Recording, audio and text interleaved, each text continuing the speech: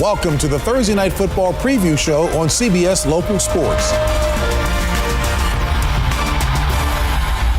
Welcome back to the NFL Today and the Thursday Night Preview as Week 4 in the league starts with Thursday Night Football right here on CBS and the NFL Network. It'll be an NFC East battle between the New York Giants at Washington. Yeah, I'll tell you what I'm looking for this week. I want to see Eli Manning pick up where he left off on Sunday, getting that protection, because that's what it was all about with this offense. It wasn't the West Coast problems. It wasn't Eli Manning having a problem. It was that offensive line not protecting Eli, and the receivers, when the ball was in the air and they were able to get that protection to Eli, they were dropping the ball. This week, last Sunday, they were able to go out there, convert on some key third downs. Eli Manning looked back to his old form. Look forward to continue this Thursday night. And there's no D'Angelo Hall, I think, for Washington Redskins, which even leads more to maybe potentially having success. But I think that whole thing starts with Rashard Jennings in the running game. And he had balance. They had a little bit of rhythm. And that, to me, is what helps that offensive line, is when you have a running game that can complement him throwing the ball and having time to throw it. But on the other side of it, Kirk Cousins, to me, guys, looks like he has now been the guy. This is his team.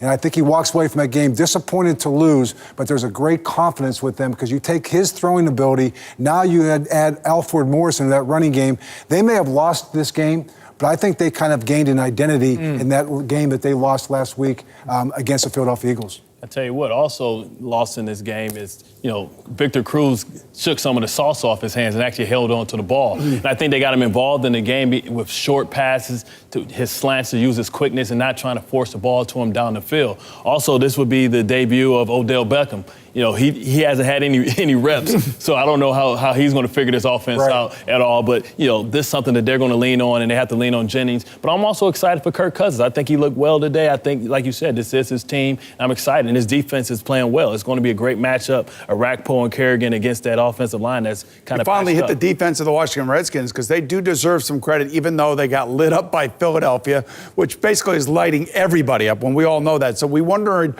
going into the game against Philadelphia, would that Redskin defense be the defense we saw the previous 2 weeks against Houston, a troubled offense, you would say, right? And also Jacksonville. So they got fat on a couple of those weaker teams. But I think because of that pass rush, that could create problems. But, the great thing about this game, it's on a Thursday night, and everything, you just throw it out the window. It's a division game. It's a major rivalry, and I think it should be a close game, low-scoring game up into the middle of the fourth quarter. Well, you talk about that running game.